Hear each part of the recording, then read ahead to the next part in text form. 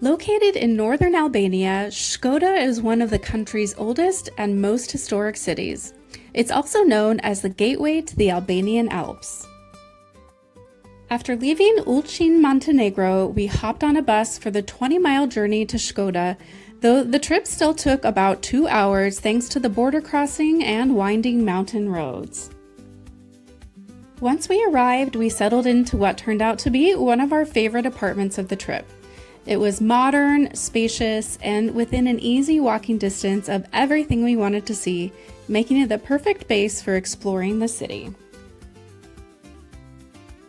Our first walk through the city took us past the Franciscan Church, the beautiful Ibu Bekir Mosque, the English Clock Tower, and the City Hall as we made our way to Shatrvani Park. With temperatures pushing nearly 100 degrees, it seemed like half the city had the same idea, gathering beneath the shade of the trees to escape the afternoon heat. My favorite of the sculptures and monuments we came across in the park was the giant dandelion sculpture created from repurposed ammunition and weapons, a striking and powerful piece of art. We continued wandering through Shkoder's charming cobblestone streets until the summer heat convinced us it was time for a break. We found the perfect spot at Vibes Cafe, a bright and colorful place to cool off with a delicious local burek and a much-needed cold drink. And as an added bonus, I somehow managed to match the decor almost perfectly. Shkoder's pedestrian center is the heart of the city, where locals and visitors gather to shop, dine, and enjoy the lively cafe culture that Albania is known for. We found a lovely little spot where we stopped for a delicious lunch of grilled meat and vegetables. And because no European afternoon feels complete without dessert, we stopped for gelato. Troy ordered an affogato, and it was definitely the best he's had since leaving Italy.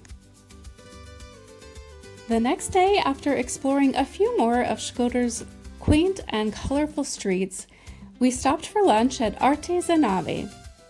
It isn't just a lovely restaurant, it's also a social enterprise that supports women and children through its restaurant and artisan shop.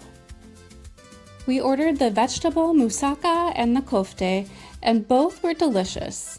It's always nice when you can enjoy a great meal and support an organization that's making a positive impact in the local community. We loved how walkable Shkoder is.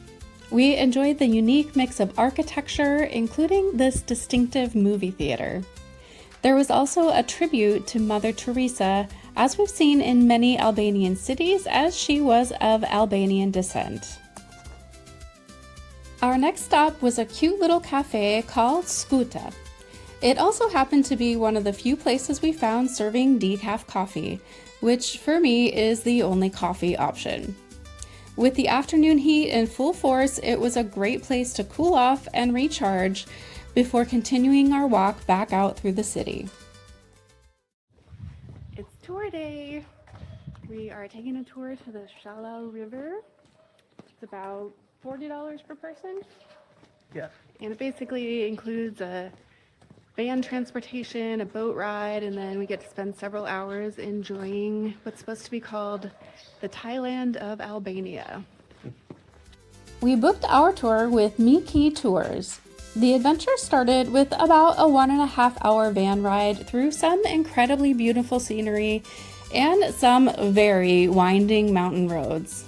Let's just say it's a good thing that the views were distracting. We eventually arrived at Komen Port, where we boarded a longboat and began the next part of the journey. The ride took about 1.5 hours, winding through towering mountains and stunning emerald green water.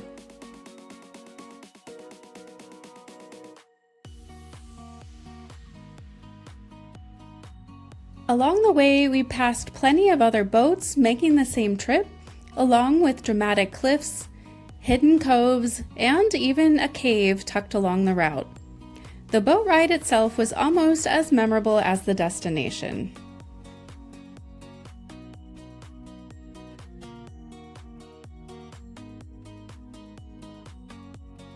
Once we stepped off the boat, we spent some time walking along the shoreline, taking in the scenery and exploring the different spots along the river. It's easy to see why this place has earned the nickname the Thailand of Albania. The water was an incredible shade of blue-green, surrounded by dramatic mountains that made the entire place feel almost unreal. The water was absolutely gorgeous, but there was one catch. It was very, very cold. Since the water comes from the mountains, it stays chilly even on a warm summer day. I didn't make it very far in before deciding I would be perfectly happy enjoying the view from the shore. Troy was a little braver with his water access than I was. 2 sun loungers and an umbrella were pretty universally €10 no matter where you chose, so we settled in to enjoy the afternoon. Our spot came with some free entertainment as we watched some brave souls jump off the diving platform. There are actually plenty of guest houses and restaurants with spectacular views in this spot, so we settled in to enjoy our lunch. The water here is what makes the Shala River so special. Its incredible turquoise color comes from a combination of minerals carried down from the surrounding mountains, along with the clear mountain water flowing through the river. The result is water that looks almost tropical, incredibly vibrant, and so clear you can see straight through to the bottom.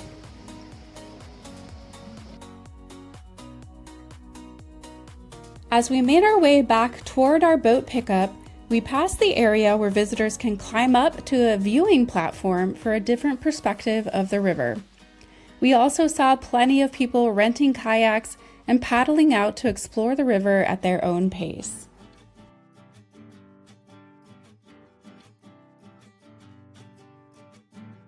We headed back on our boat, retracing our route through the mountains and emerald waters.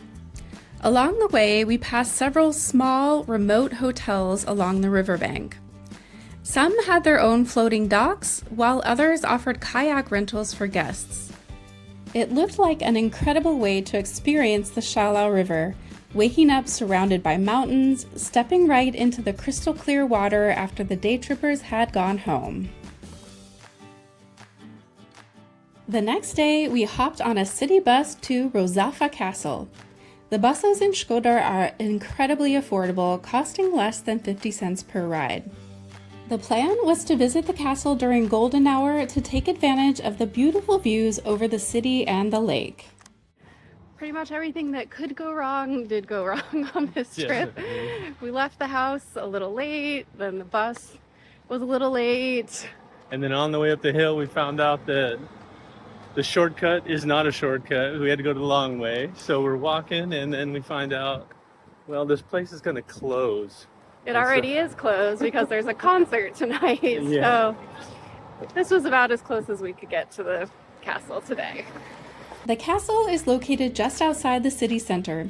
So rather than waiting for another bus, we decided to walk back into town. The 45-minute walk gave us a chance to see a different side of Shkoder, watching the city transition into evening and enjoying the sunset from a more urban perspective. Shkoder really comes alive after dark.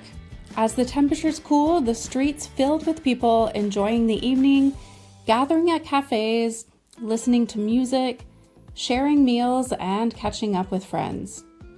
After the heat of the day, the change was almost surprising. With a breeze, the warm afternoon could quickly turn into a cool evening, making it the perfect time to be outside. As soon as we arrived in Shkoder, it became obvious that this is a biking city. Everywhere you look, people are cruising around on bicycles.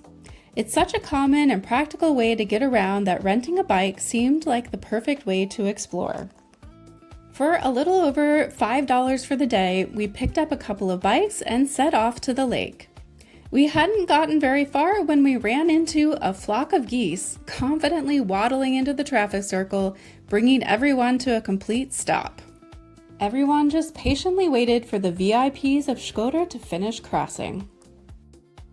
Once we got back on our way, we crossed Buna Bridge, a wooden bridge with plenty of character, and a few repairs that made us question exactly how much weight it was designed to hold. Thankfully, both we and our bikes made it across safely, adding a little unexpected excitement to our sightseeing adventure.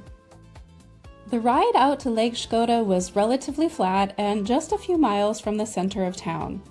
The scenery quickly opened up with beautiful views across the lake and mountains in the distance. Along the way, we discovered the source of all the evidence we'd been seeing on the roads, a group of wild horses wandering near the lake. We found a spot to lock up our bikes and spent some time wandering along the lakeshore, taking in the peaceful views. The mountains, water, and open scenery made it easy to see why this is such a popular place to escape the city.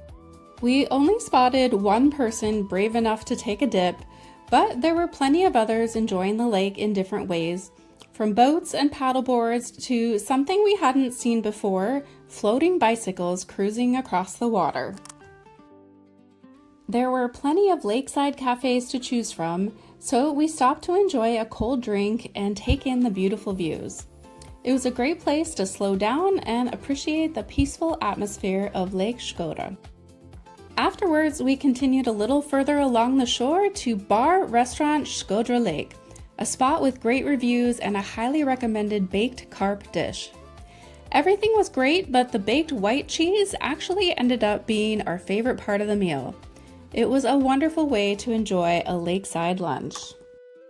Rozafa Castle was actually right on the way back home from Lake Shkoder. Attempt number 2.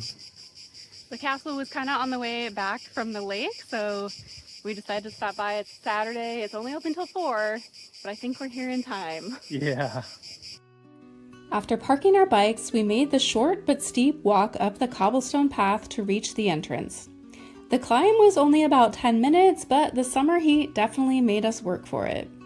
The entrance fee was about $5 per person, and once inside, it was easy to see why this is one of Shkoder's most popular attractions. The castle sits high above Shkoder on a rocky hill, strategically positioned where the Buna and Dreen rivers meet. The castle dates back thousands of years and has been shaped by many different civilizations throughout history, including the Romans, Venetians, and Ottomans. Today, the castle is mostly ruins, but the views are the real highlight. From the top, you can see all across Shkoder, the lake, and the surrounding mountains and rivers below. Though the concert kept us from seeing the castle at golden hour last night, we got to listen to one of the acts doing a sound check before tonight's performance in what seems like an incredible venue for a concert.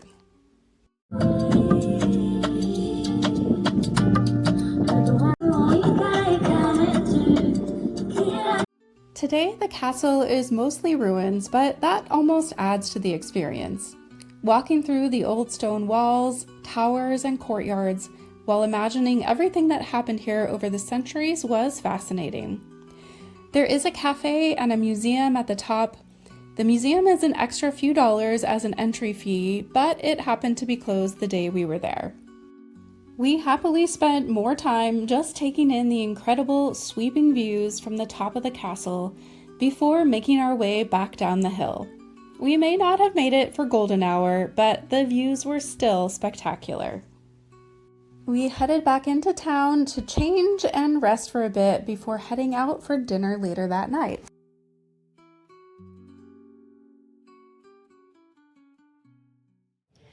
We had gotten a restaurant recommendation from some other travelers for while we were here in Shkoder. Yeah. And it's the place was called Pasta e Vino. The recommendation was actually for steak. They said it was one of the best steaks of their lives. Yeah, and I can't argue with that because I had a long time wish to have a Wagyu steak, and so we tried that tonight for our first time, I think, trying that, right? Yeah. For you too, and it was so good. Delicious. It was so good. I was so happy that I did that.